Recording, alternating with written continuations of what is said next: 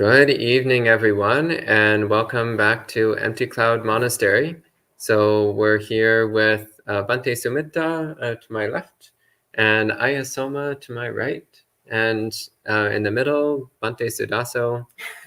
So welcome, everyone. So this is our weekly monk chat, your opportunity to ask whatever questions you might have that are related to Buddhism in some way, and we'll do our best to answer them.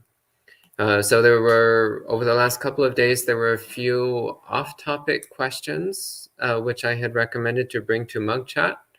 So hopefully whoever had posted those questions will bring them today so we can discuss them. But I see there's one question already. So maybe we can start with paying homage to the Buddha, and then we'll start going through the questions. Namo tassam bhagavato arahato samma sambuddhassa. Namo tassam bhagavato arahato samma sambuddhassa.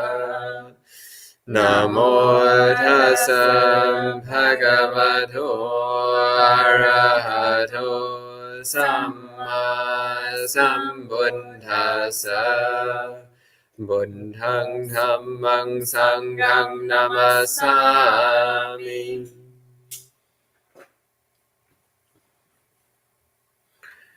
So I see a few more people checking in. So welcome to Kumu, Jojo, John, Maria, Karen, Rahula Wad, Shadow of Label, Gita, Patricia, and all the other people who are watching. So we'll go ahead and start. Our first question here is from Jojo, who says, I found a baby bird on the sidewalk, called around to see if a foundation would care for it. None would.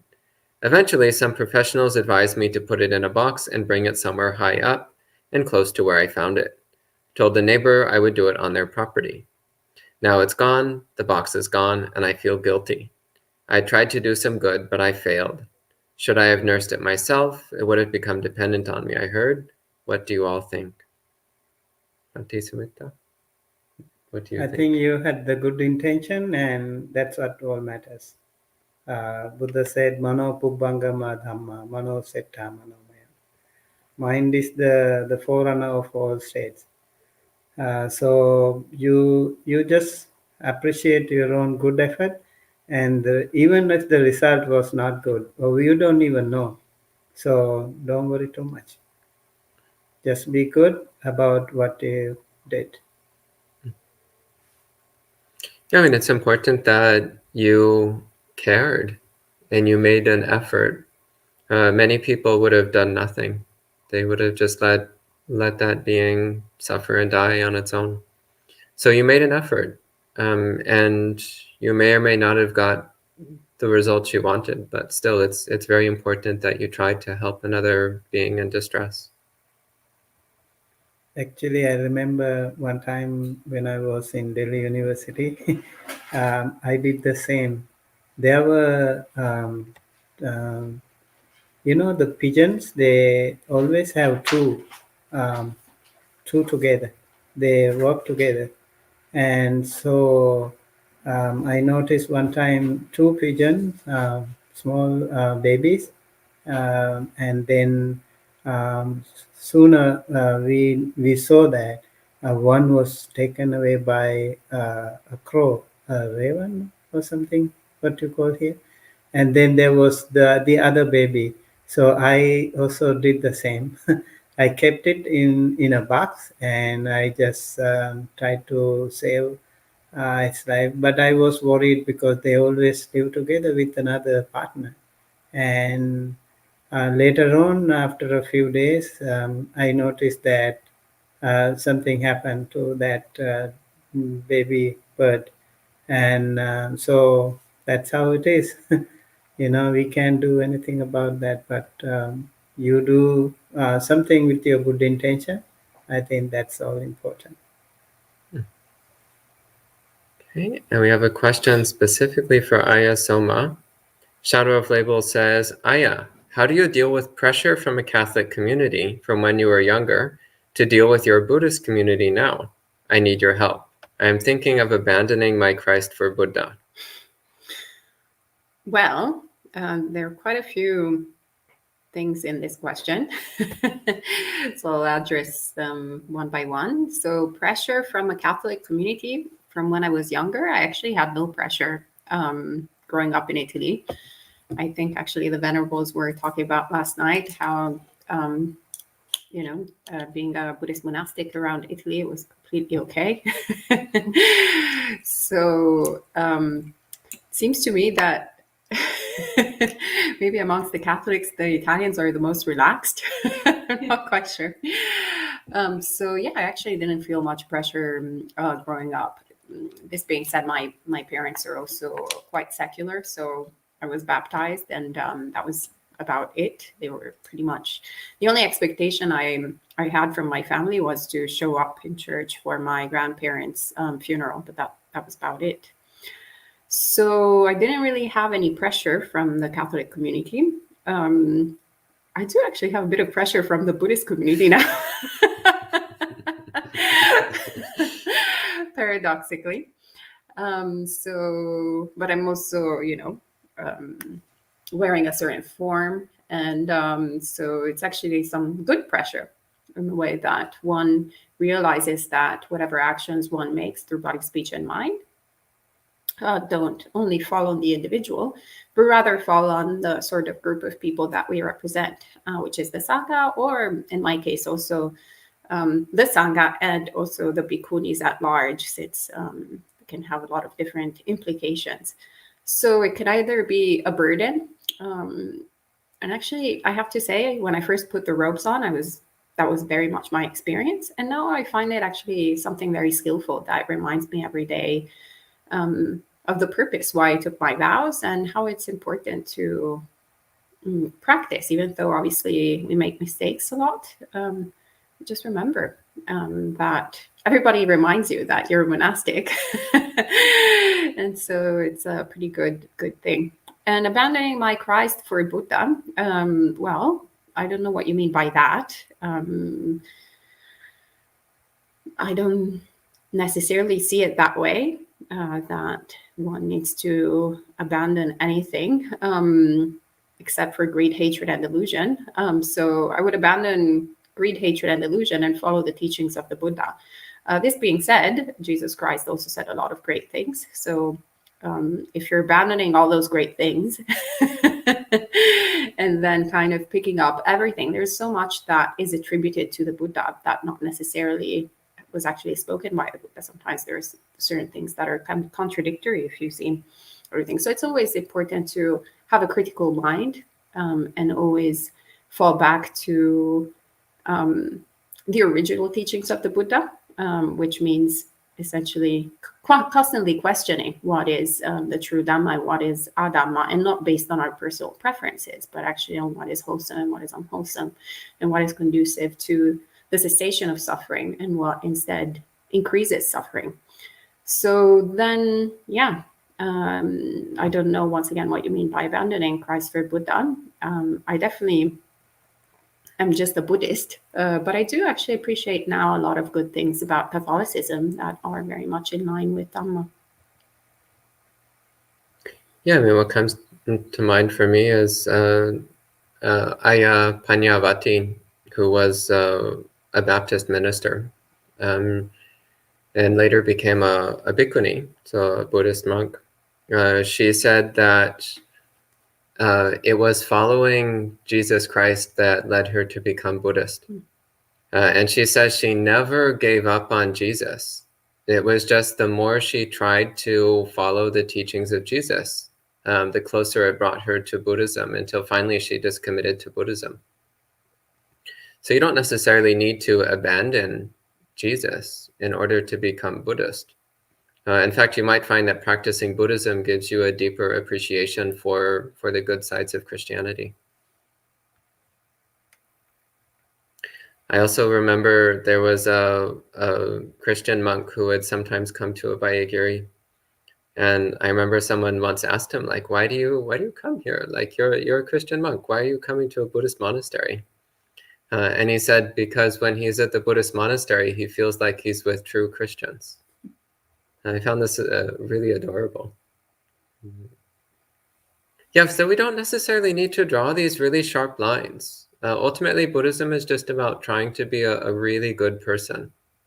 And I don't personally think Jesus would have much of a problem with us if he met us. I think we also heard in Italy that the Catholic monks and nuns, they were happy to meet the Buddhist monks, right? So I think Ayasuma and Bhante Sutta, so you also mentioned about that, like they felt more comfortable meeting Buddhist monks. And we noticed that, of course, all throughout in Italy. Actually, yes, Vante. I have to say that when we first arrived to this monastery in Matera, we were greeted by this Catholic monk, and the first thing he said, directed to me, was "Ciao, sorella," which means "Hello, sister," and it was just so sweet. It was, yeah, like there was once again this brotherhood, sisterhood, siblinghood. How do you say it in English? That was really quite lovely. So yes, perhaps we have a different faith, but it overlaps a lot. Okay, and Sud says, you were talking about temptations and preferences. Will someone lose this when one gets to stream entry? For example, would you not care for, let's say, chocolate cake, etc.? Not at stream entry. So temptations and preferences are related to sense desire and aversion. And that's something which doesn't disappear entirely until one becomes a non-returner, an anagami. So a stream enterer can still have preferences, and they can definitely still have temptations. Even a once returner can still have these things. So it's only when one becomes a non-returner that one is no longer affected by sensory desires, and therefore is no longer subject to things like preference for chocolate cake, as you mentioned. At least that's my understanding. Yeah. Okay. And Jaykala, maybe we can each give an answer to this question. Jaykala says, do you have any advice as experienced monastics for someone who will be ordaining soon in a forest monastery, a relatively solitary environment?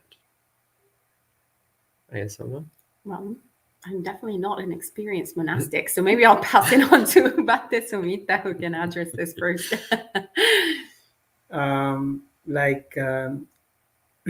think when you become a monk or a nun, you are already part of the entire world. You just come out of your small family to be part of that global community. Because you say, "Sabbe satta bhavantu sukhitata," may all beings be well, happy, healthy. So wherever you go, you don't feel alone. Even in the deep inside the jungle, you can see that, you can feel that there are so many positive energies, so many things are there with you. So don't feel alone. If you like feel it like as something missing in you.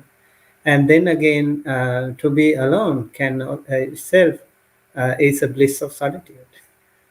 You can practice more, and you also actually, each and every one of us need some space for ourselves.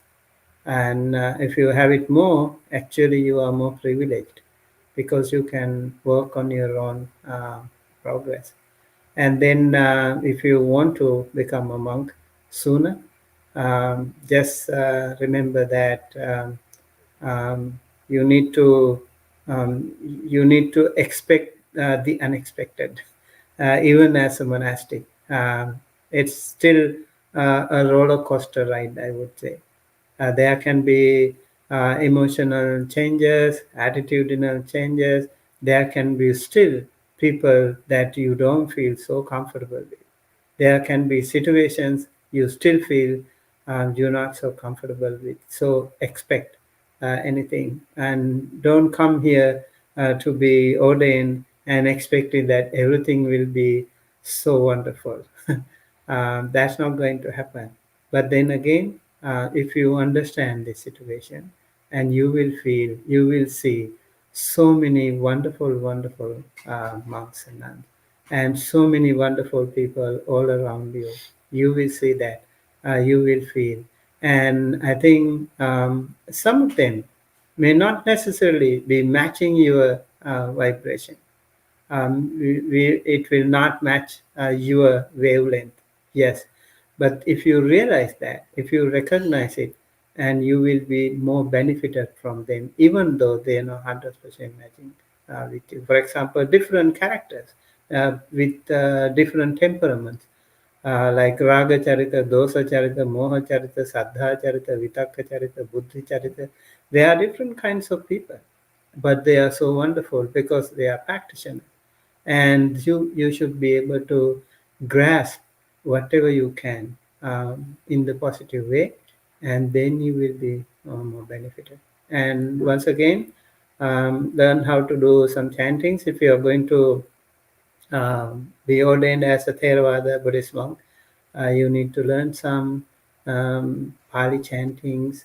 You need to also practice some maybe some blessings and funeral chantings and some other regular chantings along with some. Of course, if you are a forest monastery, I think it will be much less. But yeah, you will learn a lot of things. Um, with that, I'll pass it to Bante Sudaso to talk more about the forest monastery. Yeah, I mean, one thing that I would really recommend for, especially in the early days, is to develop a number of different mindful activities that you can do with your time. So if you try to just spend all your time doing sitting meditation, then you're not going to last. So do lots of walking meditation, learn how to sew.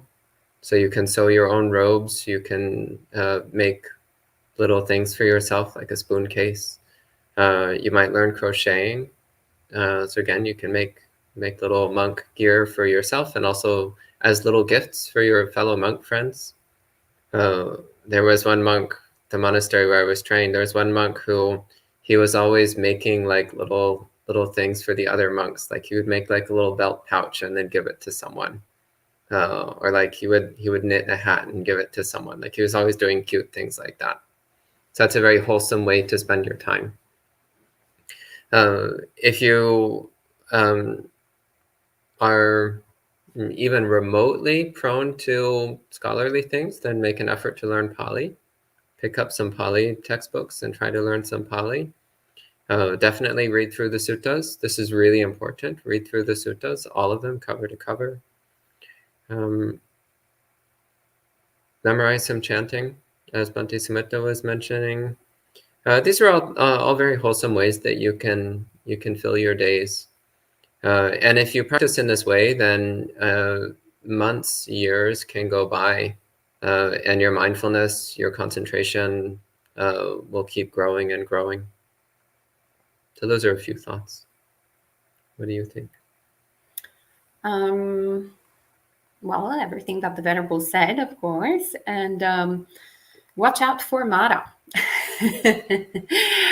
As soon as I ordained, I remember, actually not as soon, but right after. The first week, actually, I was full of joy. My mind was so full of metta. I really thought I was so close to enlightenment. I was like, oh, the only thing I needed to do was put a robe on. So great. Nothing irritates me. It's so delightful to be in this mind now. I was literally having such a great experience of mine. And then after 7 days, all my defilements ordained with me. And Mara just started attacking me with all the most random, all the hindrances, but also things that I didn't even know, from like, I remember in meditation at a certain point, I would have these images of croissants and this like craving of croissants showing up. And I was like, I never, ever had thoughts of craving food during meditation. I was like, wow, I feel like I'm backtracking, backsliding, with my practice now and so forth. But yeah, it was this incredible attack of mana from all fronts, from things that I didn't even know that, were kind of latent or really subconscious, silly cravings, all the way to the most coarse. So it's really like a big, big fight. So don't take it too seriously. Don't start identifying too much with, oh, I'm a disaster, or I'm like, whatever kind of thoughts that can appear in the mind, but rather, take inspiration from the Bhikkhuni Samyutta, all the Bhikkhunis in the Bhikkhuni Samyutta that are experiencing the attacks of Mara, and then they turn around, they go, oh, I see you, Mara. And in that way, Mara loses its power, its control, and stops bothering you. And Jaykala asks, also, do you have any advice for memorizing suttas and longer Pali texts? I think, Bhante, you've probably memorized more than any of us. It was so easy for me when I was little. So I just started when I was 11. That time, whatever I learned, I read, just a few times reading was enough for me to remember by heart. But one of the things I would like to say that we used to repeat and we used to read it out loud. That was one technique that we continue to practice.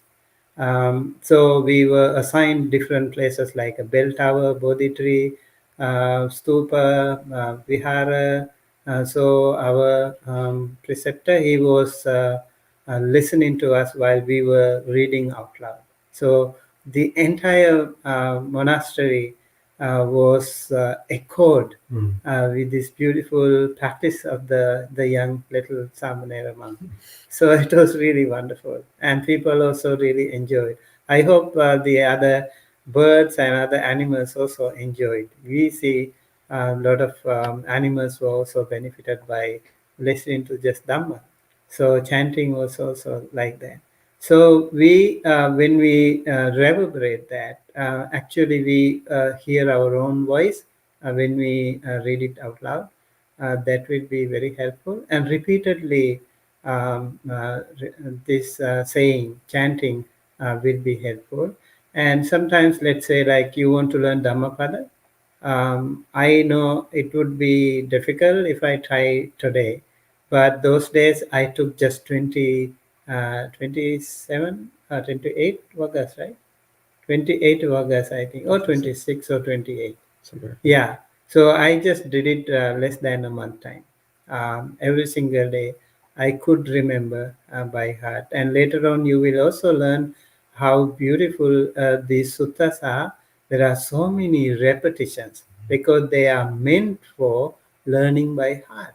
There were Bhanakas who learned by heart.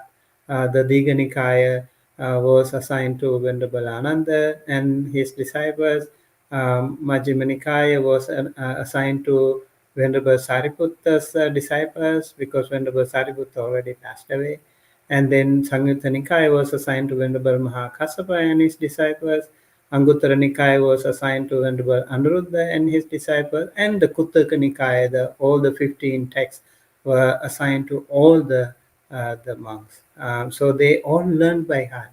And you see so many repetitions. So when you see, like, let's say you read Dhammacakkappavattana Sutta, and then you read Satya Vibhanga Sutta, so many things are overlapping and repeating. So whenever we read those sutta, many sutta, we feel so happy. Oh, this is, I already know. And so I'm more comfortable with. And the more you read it, the more you learn by heart, and also you feel more comfortable in learning faster. Yeah, I would just add two small things to that. First off, before starting to memorize Pali, learn how to pronounce Pali correctly. So when I very first started memorizing Pali chanting, I actually didn't really know how to pronounce Pali. So then later on, when I learned pronunciation better, I had to go back and rememorize everything because I had memorized it incorrectly the first time. So make sure your pronunciation is good before you start memorizing things. The second thing is that it's much easier to memorize Pali texts if you know Pali. So just a little point. If you're going to become a monk, I really do recommend learning Pali. It'll help with everything, including with memorizing the texts. And Cindy asks, was Jesus a Buddha too? Well, there can only be one Sammasambuddha. So if you're referring to a Buddha in that sense, Jesus is significantly later than the Gautama Buddha. So no. Nano Buddha, I doubt it, since he has not followed the teachings of the Buddha that we know of anyway. And I would say probably, but this is in the realm of speculation. I see him as a bodhisattva. Okay. And Rick asks, for lay practitioners, how do we differentiate between the skillful versus unskillful relationship to money? Bhante, do you want to talk about this? Skillful use of money would be like you can use the money to help others, help yourself. You also live comfortably, and although you have money, actually if you have money, you can help more. You can help the sasana, you can help other people who are in need of your help. There are actually more people in this world who really need our help. People in Africa, people in Asia, so many people are suffering. They need the help of those people who practice generosity. So I think if you have a lot of money, you always have a chance to help others. And that is the skillful way of dealing with the money. Unskillful way of dealing with the money, maybe you are addicted to gambling, or you do all those nasty things with the money, and you also engage in some of those businesses that are not recommended in Buddhism. For example, there are 5 kinds of businesses that are not recommended in Buddhism. One is Majja Vanija, that is the alcohol business, and Mansa Vanija, that is the flesh, like the meat, and then also Sattva Vanija, that is the animal business, and Sattva Vanija, that is the weapon business. And then again, the other one is the human trafficking. Those are also easy money. Sometimes, like if you can sell 1 kilo of cocaine or heroin, something, it's so easy. Like you get a lot of money so easily. Maybe those people who are working so hard, they wouldn't be able to get that money. Maybe after so many years of working. But then again, that is a very harmful way of earning money. So you also need to be careful. Although they are easy money, that is not the righteous way. So right livelihood also is very important. So skillful and unskillful way of dealing with the money, that is really important. Good question. Actually, thank you, Bhante. I also wanted to add something that came to mind. Actually, when we went to Colombia, we were at the airport waiting for a flight. Well, actually, back to Bogota, because we were in the Amazon. And with my broken Spanish, I started talking to Lady Gloria that was working at the airport. And she was a lovely indigenous woman. And she was just interested in our form as monastics. So she had a few questions. And then I started asking her a few questions too, because I was interested in her story as well. And she said that she had just, not just, but she had been in the city in Letizia for about a year or 2 years, something like that. But she grew up in the Amazon forest, and she would still go from time to time back to her family, because most of her family was there, but her actual husband and children were in Letizia, and she was working at the airport. And I was like, oh, so do you prefer it here in Letizia, or do you prefer it in the forest? And she said, I prefer it in the forest, because in the forest I was basically living on subsistence farming. And that was basically giving me a lot of time to essentially focus on my family, on my children, on doing creative things, on relationships. Instead, here in the city, I'm constantly obsessed with money. Like, how am I going to pay for this? How am I going to pay for that? How am I going to do this? How am I going to do that? And she was like, but I'm kind of stuck here because the other members of the family want to be here. And it really, actually, she wasn't complaining. She was just kind of talking about it as matter-of-factly. And it really struck my mind, the wisdom that she had in terms of being so accurately describing her experience, but also highlighting this relationship that one can have with money, because it's not that before she wasn't handling money at all. She was still going to town from time to time to purchase things here and there, but there wasn't that obsession that we can have with money. And I see it, now that I'm a monastic, so also, and I don't handle money, I see how much obsession actually people that, whether they have a lot of money, medium money, or a little money, people can have really a lot of anxiety with just the idea that there's never enough. Because in reality, there's never enough. You can constantly go like, oh, I have $1. If only I had $5, I could be doing this, and this other thing. Or if you have $1 million, you're like, if only I could have, I could be doing all these other things. So that's essentially, I would say that unskillful is when we're constantly chasing more, essentially approaching money with that sense of greed. And skillful instead is when we are letting go, which of course is also what Bhante Sumita was referring to, the skillful way we're looking at the world around us and seeing how can we help. But it's also skillful in terms of using it for our requisites on a day-to-day basis, going down to the minimum. So not the million different things that we think we need, which is reality what we want, but rather what we actually need. So reducing and letting go. And that's why we practice also a lot of dana in Buddhism.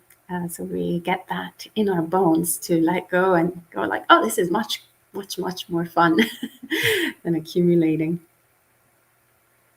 Yeah, we have a question for Bhante Sumita. Shadow of Label asks, do you guys ever have Christian converts in your old country? Christian converts in Sri Lanka?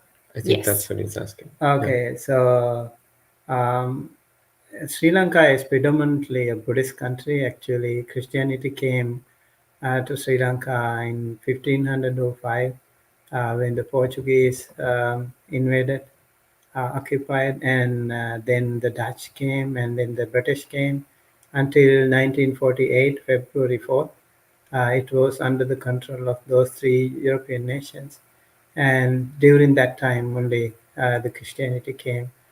Before that, for thousands of years, it was a Buddhist country. And also later on, actually, Sri Lanka is an island where you have so much natural resources, and also a lot of travelers, traders, they used to come. So through them also different religious people came, like Islam, Christians also came through that. I don't particularly know that we have Christian converts into Buddhism, because we are not dealing with such things. We don't we talk to people, of course. We have wonderful friends, all in all faiths, but we never try to convert them into Buddhism. That was never a case in Buddhism, I guess. But if someone wants to follow Buddhism and learn more about Buddhism, yes.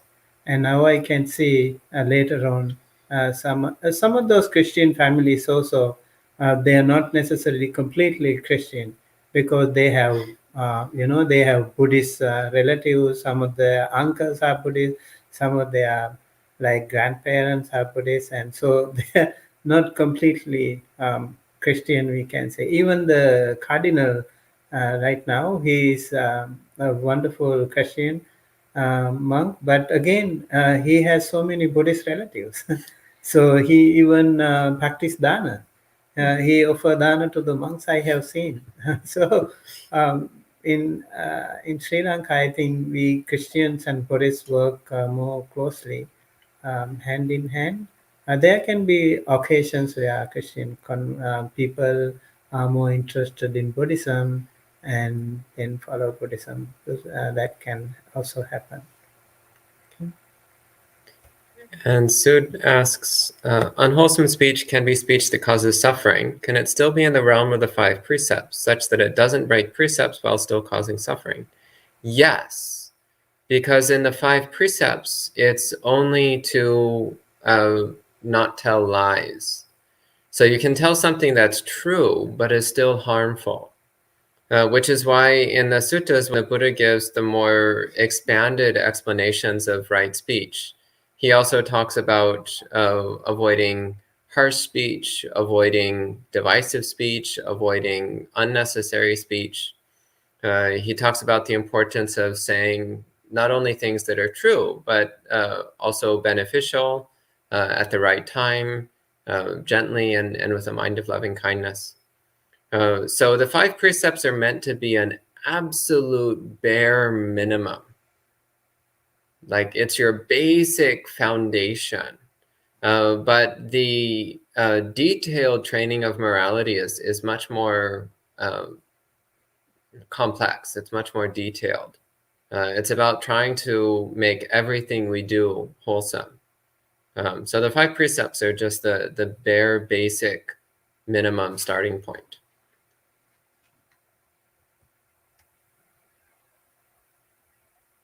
Okay, the next question, Craig asks, going on another Vipassana retreat, 5th time, as I feel the breath, should I go deeper, feeling the heartbeat? I heard Ajahn Martin talk. He said, notice the hair coming out of the skin. Can you expand on this? Any thoughts on this? No? I also don't know who Ajahn Martin is. Neither do I. Ajahn Martin. Yeah, and it's kind of difficult to comment on somebody else's statements. Do you know Ajahn Martin? No, No? I actually heard the first time something like that, like Ajahn Martin, because we mostly hear like Ajahn, some with some Pali names. So this is Ajahn Martin. I heard Ajahn Stan. That's our monastery cat. As for feeling the heartbeat, I personally recommend feeling your entire body.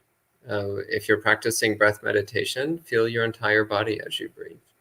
So that includes your heartbeat, of course, but it includes everything else in your body. But that's my own recommendations. Generally speaking, if you're going on a retreat, then you should make some effort to follow the instructions being given at that retreat and talk with the teachers who are leading that retreat. And if you want to do something different from what they're teaching, it's good to clarify with them what you're planning to do and why you're doing it. So it's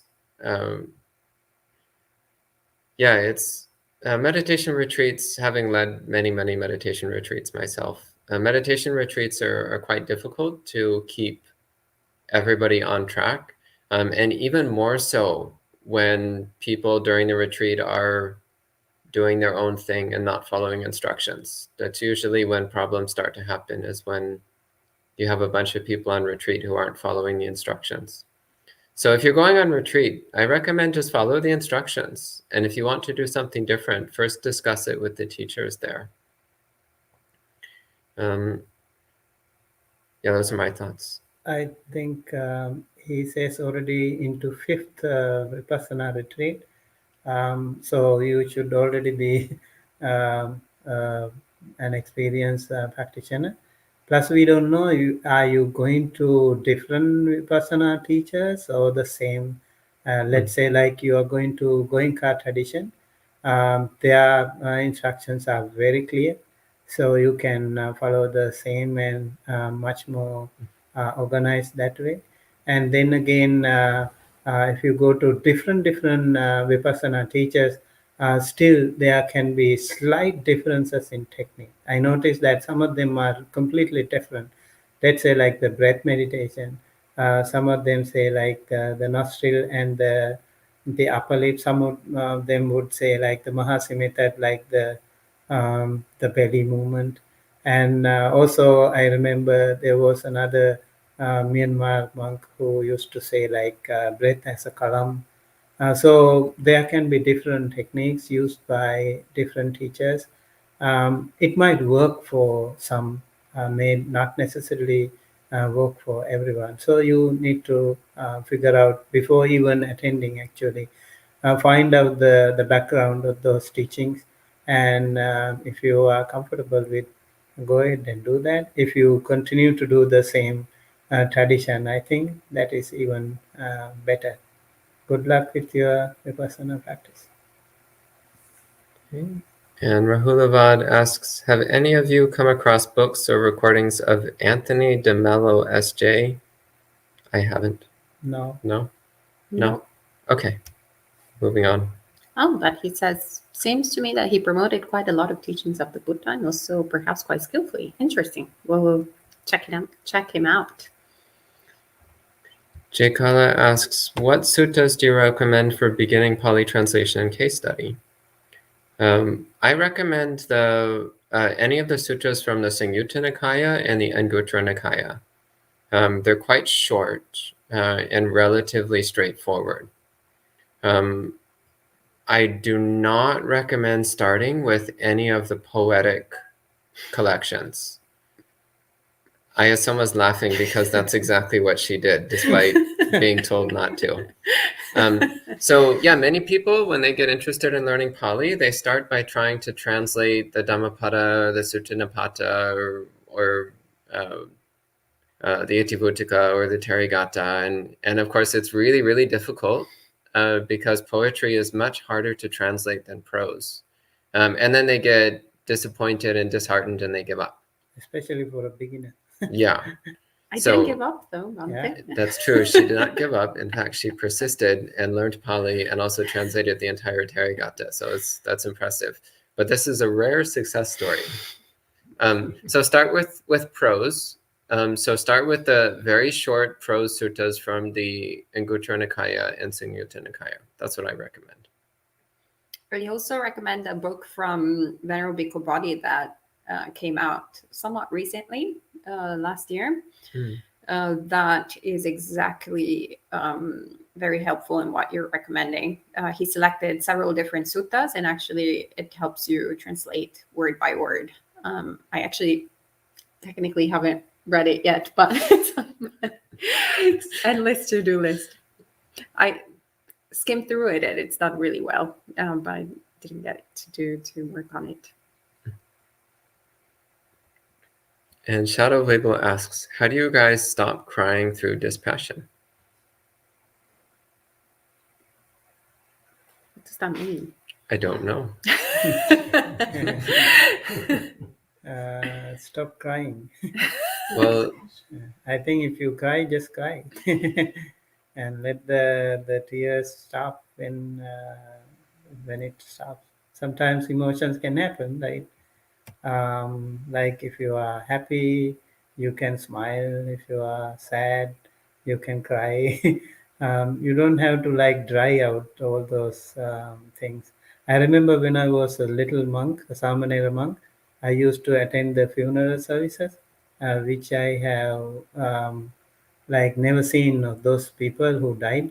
And then when people cry, I also cried. I didn't know how to stop crying, and I also cried with those people, and I felt like very uncomfortable myself. And later on, I talked to my preceptor. I was little. I said, I don't want to go to funerals because I feel like very difficult when people cry. I also want to cry. And I said I didn't want to go, but he never stopped me going to. He let me learn by going there. So later on, I knew how to deal with such situations. Great. And Shadow Label also asks, do I need to forfeit my fortune to be a Buddhist monk? Yes. Whether it's small or large, it must be forfeited. And trust me, this is one of the blessings of being a monk. You get to discard all that useless junk and just live on the basics. Fortune, but not the spiritual fortune. Yes, we trade. My preceptor said it's like trading candy for gold. Sadhu, sadhu, sadhu.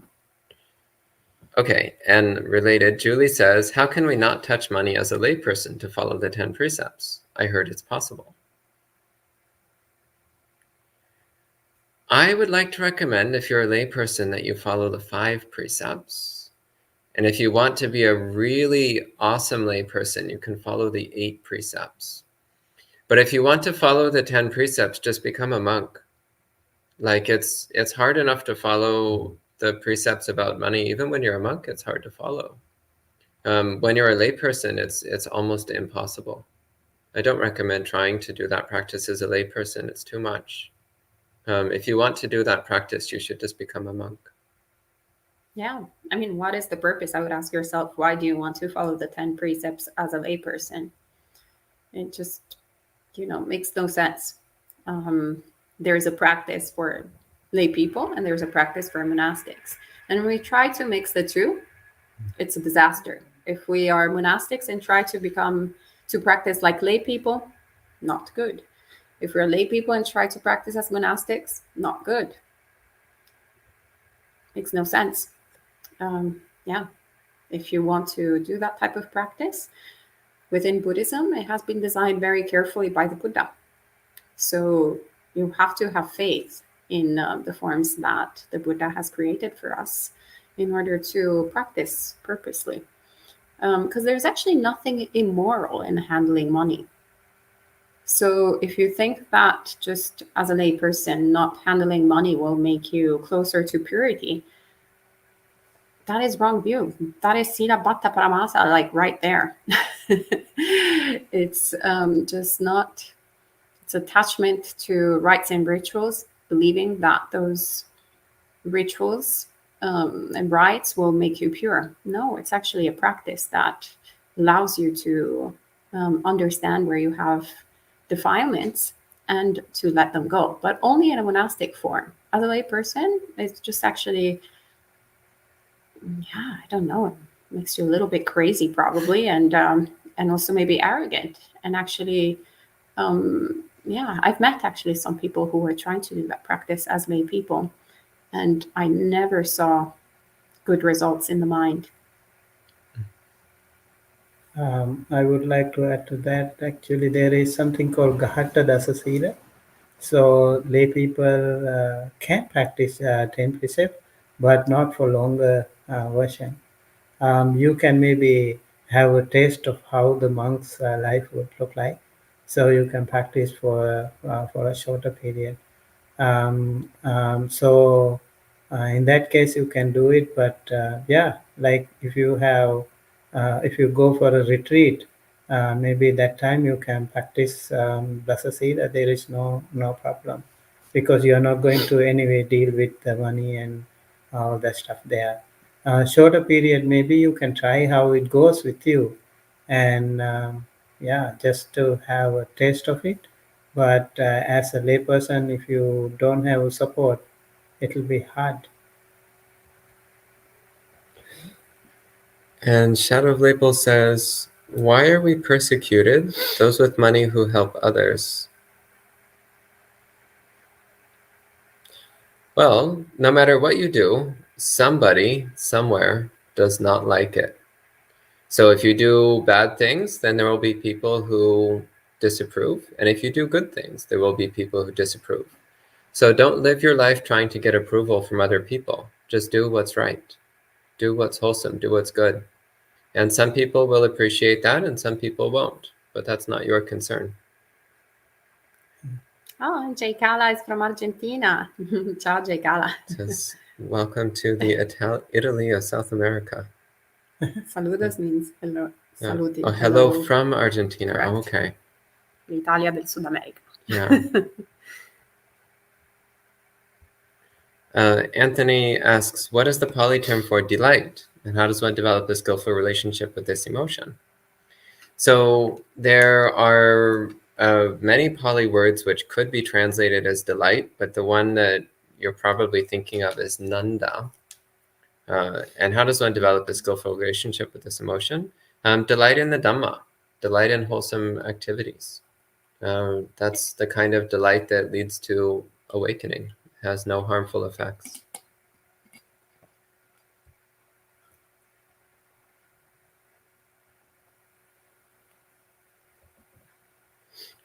Shadow of Label has many questions. Asks, when is letting go bad? When you let go of the Dhamma, that's bad.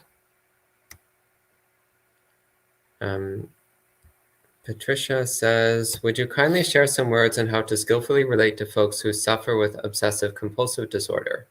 For example, ruminating, fearful mind leading to excessive worrying, controlling manner, etc. What do you think? I think it is better to meet in person. Like it looks like an excessive thing, compulsive disorder, but fearful mind can happen to people due to many reasons. So, without knowing much of the background, it will be difficult to give advice in such a short notice, I think. I think it's important to know a little bit more detail about that person, get a little bit more background, and then hopefully we could also help. I don't know if you have some idea to advise. Just practice the Dhamma and listen to chanting and practice metta. For example, if you have fear, practice send loving kindness to other people. So you think other people may no fear come to them. So fear will not come to you as well. So every time you think of other people, send welfare, happiness, good things to others, that will bounce back to you as well.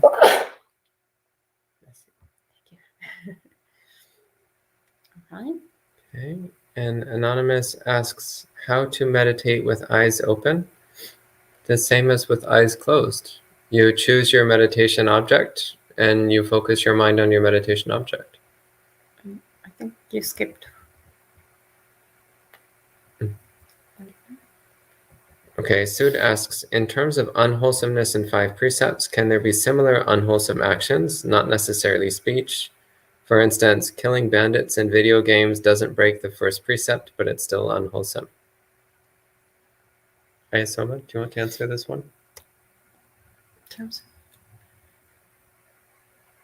I would say that bear in mind what, for example, killing bandits in video games doesn't break the first precept. That is correct, but it's still unwholesome. I would say I would agree that it's unwholesome, not technically, not in terms of the action, because you're just you're not really killing anything, but it's unwholesome in terms of the tendency of mind that one is creating. So that kind of delight in killing something. So yeah, whatever we're doing, aside from whether they are breaching the precepts or not. I mean, what I find very interesting is always that the mind tries to kind of take the precepts as this sort of code of law where we find loopholes or gaps, and we're like, well, I'm still, I think actually there was a monk friend of yours that said that you can kill someone while not breaking any of the precepts in a way or something. Like you can. It was there's a saying in Burma, a monk who knows the precepts can kill a chicken. But the point is, like, if you come at it with this kind of lawyer mind, then you can find loopholes and ways to do unwholesome things without technically breaking any precepts. Yeah, exactly. So that is not a skillful way of approaching the Vinaya, whether one is a monastic and approaches the Vinaya, or whether one is a layperson and takes the precepts, whether it's 5, 8, or 10, in those occasions that Bhante Sumita was mentioning earlier. So rather, let's see how these taking these precepts influences the mind, and what are we cultivating? What kind of actions and habits are we cultivating? So I don't remember the first question because it was related to the first question that he had asked, right? Yeah, it was whether you could have unwholesome speech, which technically isn't breaking the 5 precepts. Mm-hmm. Yeah, exactly. So, I mean, I would say that we always want to go further the literal precepts. So, but at the same time, also recollect our goodness, our own goodness. So if we are really addicted, for example, at playing video games and killing people in video games, but we don't kill anyone, any sentient being in real life, well, we can try to work on not creating that habit of killing people in video games, but also recollect our own goodness in the fact that actually we're much better than 99.9% of the human population in the way that we're not actually killing any sentient being. So always acknowledge the goodness that we already, have accumulated, and keep nourishing it. And also acknowledge the less than wholesome traits and commit to doing better in the future. And Jason says, during meditation practice, how does one distinguish between right and wrong concentration? The presence of mindfulness, that's the difference. If there's no mindfulness, then it's wrong concentration.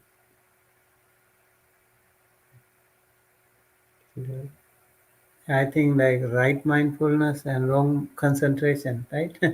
So right concentration and wrong concentration. Yeah, let's say like wrong concentration would be, I talked about this in the morning too, like a sniper gunman can have a wrong concentration and he doesn't have like wholesome thought by doing that. And also maybe some other people, let's say like someone who is experimenting on something to produce a mass destructive weapon. So you need a lot of focus, a lot of attention. That's not right concentration. Okay. So depending on what you do, right concentration can also happen. Remember, this is all coupled with the right view. Right view, the samadhi, also really important in doing all these things. Without right view, the entire Eightfold Path can go wrong. Okay. And Abby asks, what are the 10 precepts, 8 precepts, and 5 precepts? So the 5 precepts are the basic moral code for all Buddhist practitioners, whether lay people or monks. So just briefly, the 5 precepts are not killing any sentient beings, not stealing anything, not engaging in sexual misconduct. So that means like infidelity or adultery or sexual assault. Not telling lies, and not using any intoxicants, so alcohol or anything else that weakens your mindfulness.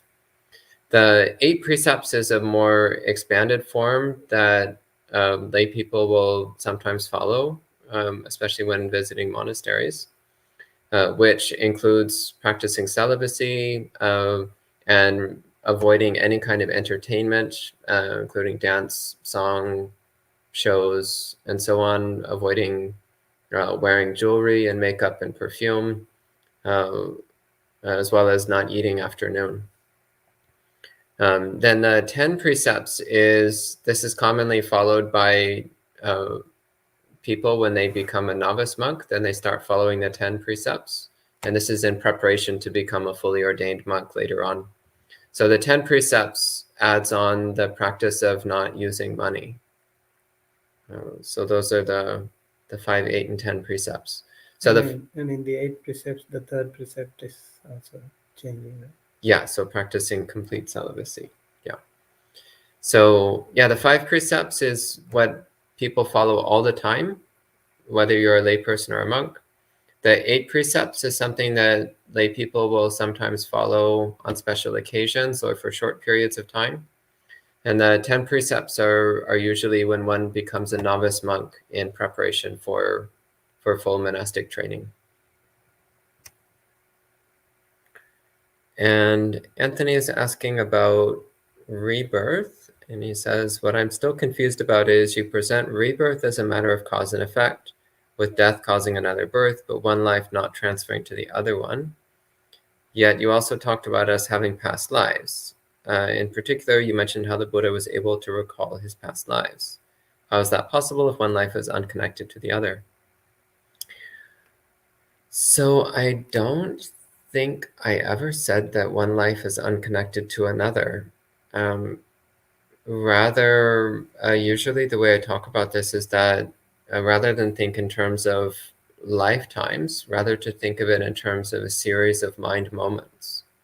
So right now in the course of this conversation, you've experienced thousands of mind moments that are, from one perspective, they're individual isolated moments. But from another perspective, they're all connected to each other through a sequence of cause and effect. So in the same way, if you go back far enough into the past, you'll see this chain of mind moments. And at some point, you'll encounter the mind moment of birth. And before that, the mind moment of death. But still, it's just this sequence of mind moments. And the mind moment, each mind moment usually includes an experience of a body. And that body can be in many different states and conditions. And sometimes it's a mind moment where there's a mind but no body. And sometimes it's a mind moment where the body is dying or a body is being born. But all the same, it's just a sequence of mind moments. And the mind moments are connected to each other through the rules of causality, cause and effect. Similarly, if you were able to look into the future, which you can't, it's not possible. But if you were able to look into the future, you would see a sequence of a series of connected mind moments. And at some point, there would be a mind moment in which there's the experience of a body dying, followed by an experience of a body being born. There might be some time in between where there's the mind but no body. But the point is, it's a continuous sequence of mind moments that are connected to each other through causality. And so we artificially divide it up into chunks, which we call lifetimes. But that kind of blurs the underlying point, which is our actual experience as a sequence of mind moments governed by causality.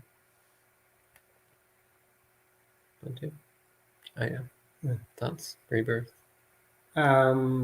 I think I would like to say just from our day-to-day life, just imagine today we are living, this is like our present birth. Yesterday was like our past birth, and tomorrow is like our future birth. And yesterday, do you remember what you ate? You probably would. But if I ask you, like 6 months ago, what did you eat for breakfast or lunch? You wouldn't remember. But does that mean you didn't eat? You ate.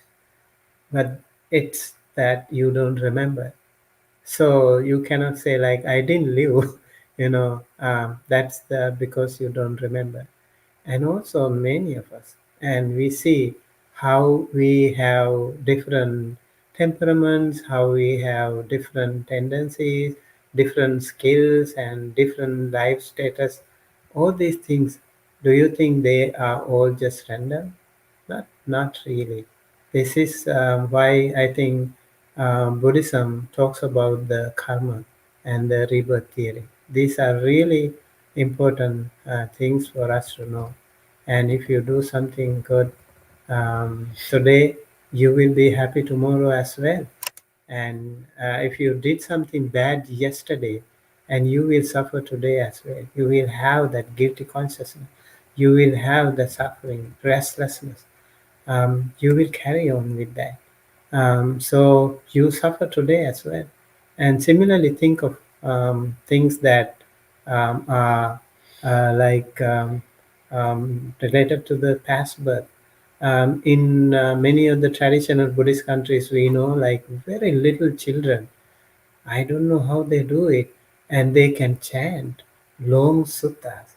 Very little small children, like 3 years old child, how does he or she, recite the long suttas like Dhammacakkappavattana Sutta by heart? And how do they also calculate things? I have seen in some of the Western kids also, they have specific skills, and that's like above average children. Those things cannot be from this birth, definitely. They are much more related to their past experiences and past karma. So we should never undermine the fact that there are so many things in the world that we don't even know. We don't know many things. We know only very little things. Like the Buddha said in the Sinsapa grove, he took a bunch of leaves into his hand and he asked the monks, "Do you think these leaves are bigger, more, or the leaves in the entire forest is more?" And the monks obviously said those things in the jungle are for us much more. Similarly, the things that I express is much more limited than what I know. So same thing that what we know is so limited as humans, but what we don't know is much more. We need to accept it, I think. And Rick says, what are skillful means when one experiences a point of breakdown due to living in intense pain or enduring extreme physically painful conditions in life?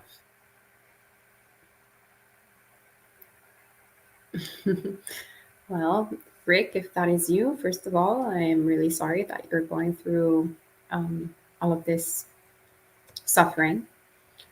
And actually, what I find really helpful in sort of those moments of extreme dukkha is actually to reflect on impermanence. That there's actually a good side of impermanence, and that is that this intense pain or extremely painful conditions are not permanent. They too are impermanent. So that's actually something that is really valuable to reflect on, to contemplate on, and also observe also our situation experientially. It's not that actually this pain is there constantly, but rather also in every single moment it's constantly changing. And sometimes it appears and sometimes it disappears. Maybe there are a lot more moments where it's present than moments where it's not present, but we can also skillfully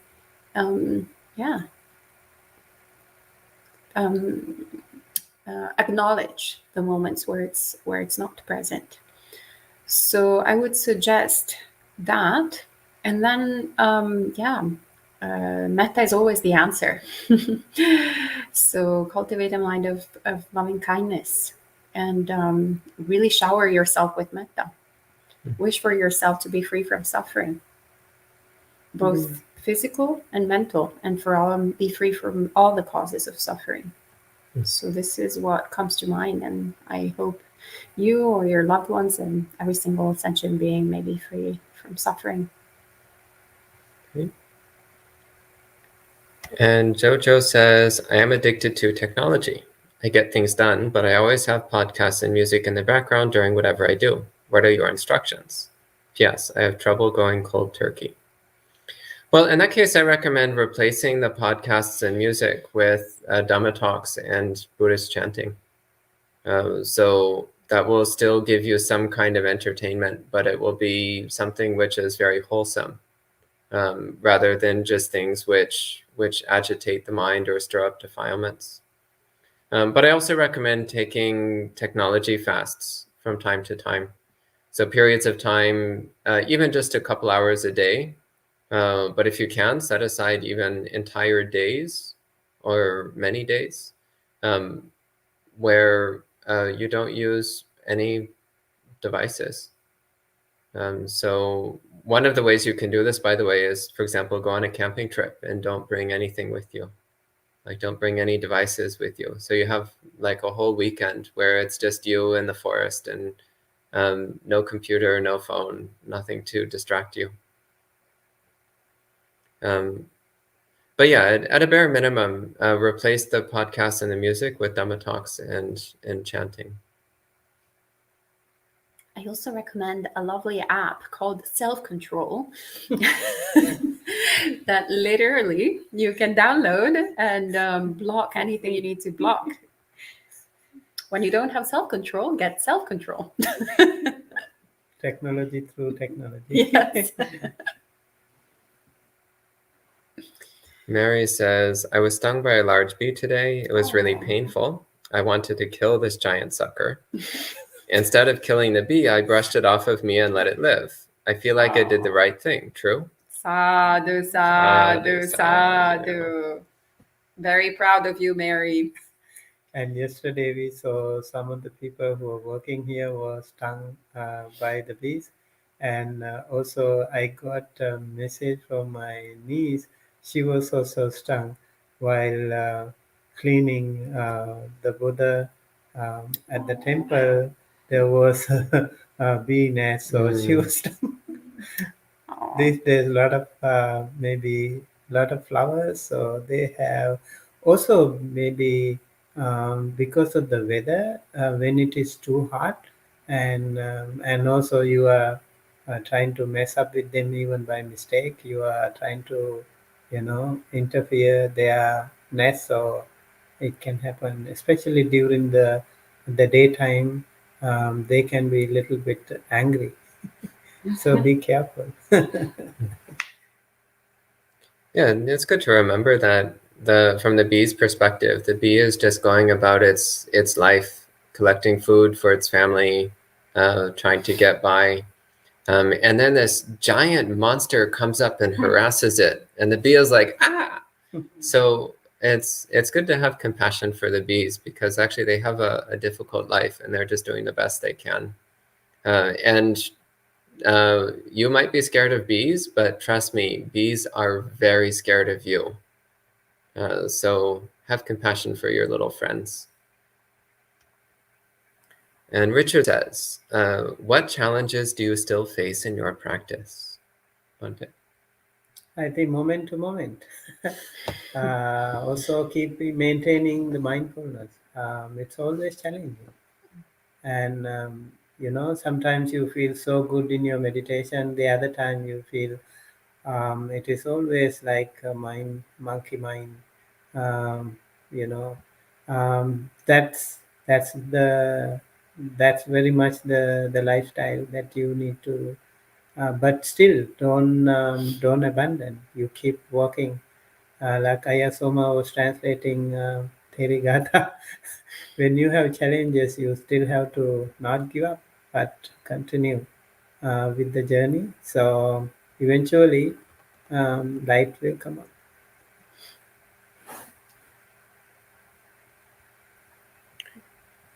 What about you, Bhante? Challenges I still face in my practice. Well, maintaining loving kindness all the time, that can be challenging. Yeah, I mean, realistically, it's as Bhante was saying, it's trying to maintain mindfulness at all times, trying to maintain equanimity at all times.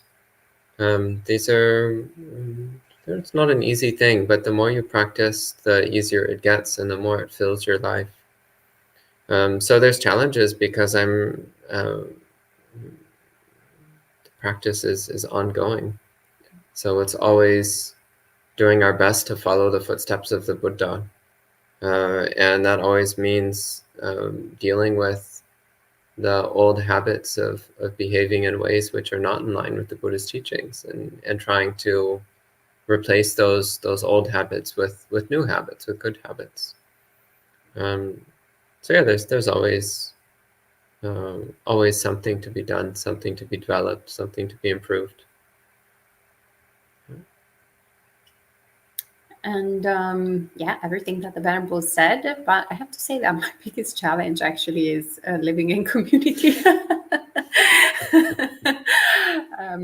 Nothing, actually, I couldn't be more lucky to have such great venerables and other members of the community here at Empty Cloud.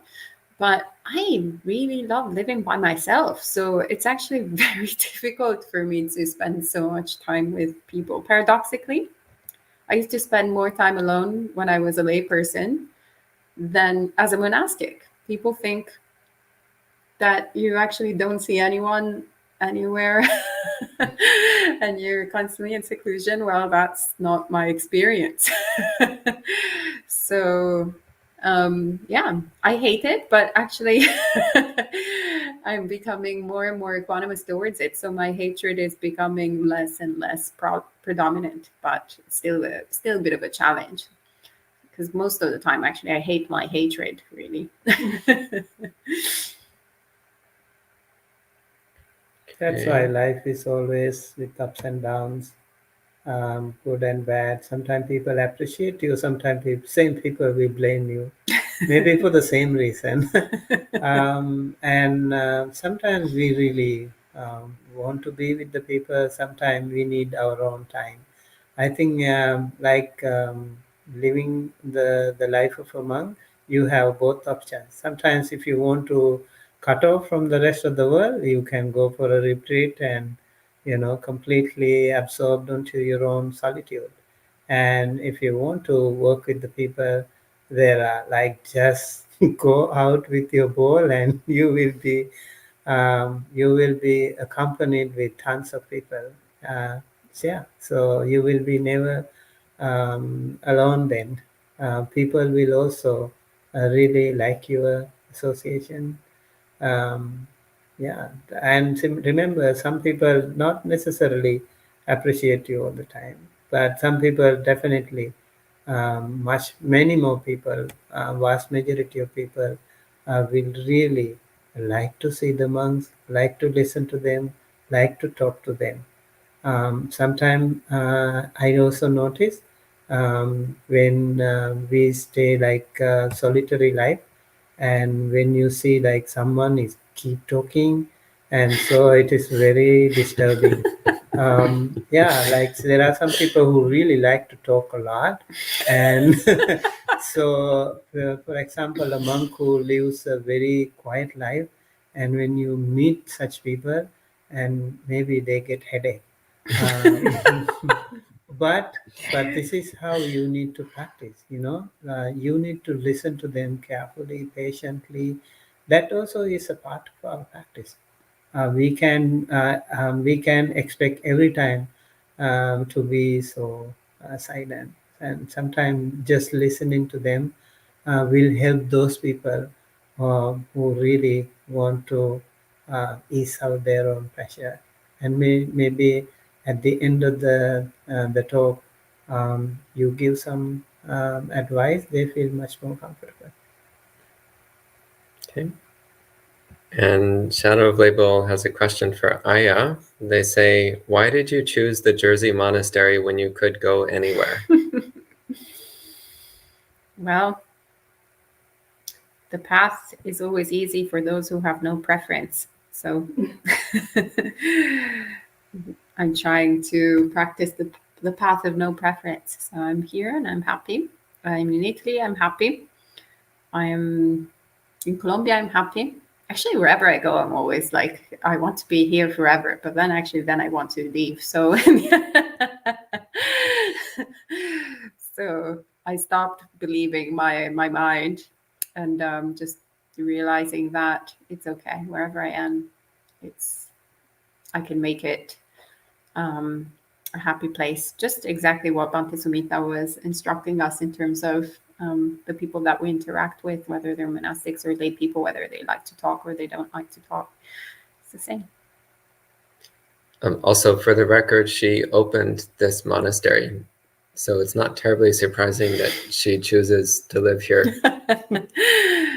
Also, I'm not sure I could go anywhere, by the way, but that's a different story. And Shadow of Label has another question for Aya. Is it wrong to decide to be Buddhist and not be Catholic? To quote the Buddha, by action, one is a Brahmin. So by action, one is a Buddhist. By action, one is a Catholic. So just act rather than focus too much on I am this or I am that. You know, I can say I'm an elephant now, but I don't look like an elephant. I don't behave like an elephant. So I'm not an elephant. Or I'm a cook. Am I cooking? Not really. So I can't really be a cook. But I'm a monk, yes, because I'm practicing as a monastic. So that's what makes me a monk. That's what makes me a Buddhist. I'm practicing. So act like one, and then we'll talk about the labels later. I remember the Buddha actually gave a wonderful advice to Upali Gahapati, householder. He was a Jain follower, and after listening to the Buddha, and he said, "I wanted to become a follower of the Buddha." And Buddha gave a really wonderful advice. Okay, you can be a follower of the Buddha Dhamma Sangha if you really feel comfortable with that, but don't ever forget those the Jain religious leaders that you are taking care of. You also need to take care of them. You also need to be respectful to them. So if you want to be a Christian to be a Buddhist, if you are more comfortable with that, go ahead and do that. But again, you also need to be respectful towards those Christian churches and the monks and nuns, and also the community. And you as a Buddhist should be able to actually work as a wonderful role model of loving kindness to all sentient beings. And Sam says, I like to buy some lottery when the prize is big. I don't think it breaks any precepts, but it definitely cultivates greed. Please comment. Yeah, I mean, technically it's not breaking any of the 5 precepts, but as you point out, it's cultivating greed, so you already know that it's not particularly wholesome. And it is also a form of gambling. So gambling is included in the extended description of sila that we find in the Digha Nikaya, as Bhante Sumita was talking about this morning. One of the things it mentions is gambling. So yeah, it's good to not gamble, and lottery tickets are in fact a form of gambling. It's a very pervasive form of gambling that's perhaps more socially acceptable than other forms of gambling, but that's still what it is. So I recommend not doing it. And Patricia has a question, and I think this will be the last question because we're almost out of time. Patricia says, in dealing with others who are very anxious, talkative, overly worried about every little thing, and who wish you to partake in their stress, and you cannot leave the space, how to act skillfully? Well, I think actually Bhante Sumita already addressed this when we were talking about monastic life, essentially. And so there's many ways of giving. I would just add on that. There's many ways of giving, and we usually think that it's something material, but sometimes we just give time. Sometimes we just give an ear. We lend an ear. So that's your way of practicing Dhamma in that moment. That's what you can give to that person. And even better, if you're kind of stuck there, you cannot leave the space. What a great gift. Thank you. It's no different. Basically, it's your retreat center right there. So much patience. I mean, we once had a resident, I have to say, here, very, very impressive. He just lent an ear for 2 hours or 3 hours, something like that, with someone admonishing them nonstop. I was so impressed, actually, being completely equanimous the entire time. I was really, really impressed. What a beautiful gift of Dana. And the person actually felt much better after the 2 or 3 hours of, expressing their feelings and having to say everything. So, yeah, sometimes that's what we need to do. And it's great. It's fantastic practice, much better than 10-day retreat. If they're getting to the video games, if there was an equanimity, like kind of, how do you say, sort of graph, like after those 3 hours, boom, equanimity after here. So that's what comes to mind. Yeah, the Buddha said, Kanti paramang tapo titika. So patient endurance is the highest form of spiritual practice. And I have to say, this is something you can only really develop through enduring difficult situations. So yeah, see it as a wonderful opportunity. And I think, let's see. We have 4 more minutes. We have 4 more minutes, and we have a lot of questions So still left. Pick a few. Want me to comment on this? Yeah, go ahead. I think there are some people who suppress so many emotions and they don't have someone to listen to. This is the most difficult thing. And people live alone and they don't have friends. And when they see a monk or a nun, they really want to open up. And I have this experience a lot. And some people really are aggressive. Some people are very depressed. And I noticed that by just listening to them, but with mindfulness and compassion for such people, really, really helps them. And you just have to, it's like lend me your ears. Just donate your ear to such people, practice that loving kindness.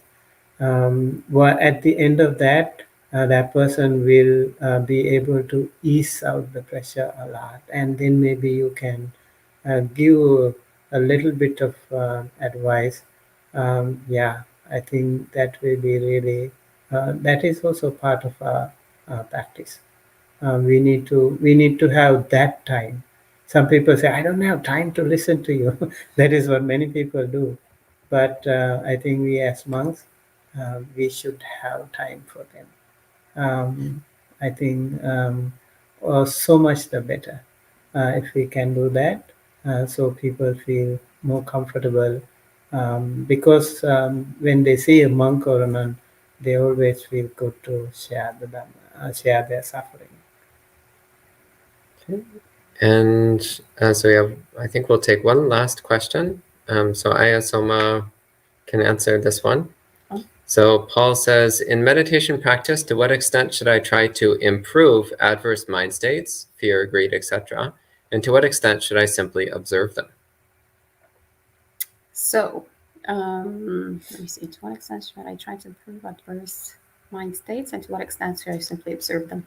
Well, first of all, you need to observe them. So it's no different than actually growing a garden, right? Learning how to grow vegetables. First, you need to observe the situation, what the situation is there. Otherwise, you're going to plant tomatoes in a tomato garden that is already flourishing. When you actually are trying to grow basil, for example, right? So you want to know what is already there, what shouldn't be there, what you want to switch. You also need to start identifying weeds from the tomato seedlings, weeds from the basil seedlings, and so forth. So that is the preliminary sort of work that we need to do with everything.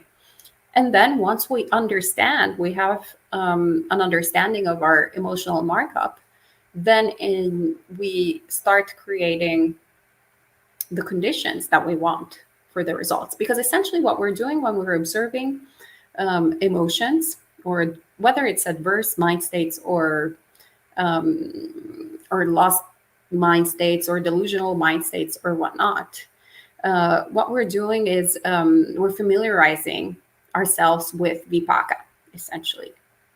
So with results of actions that we have done in the past, and we're probably also doing right now, here and now, but we're a little bit confused because it has become such a habit, strong habit, essentially.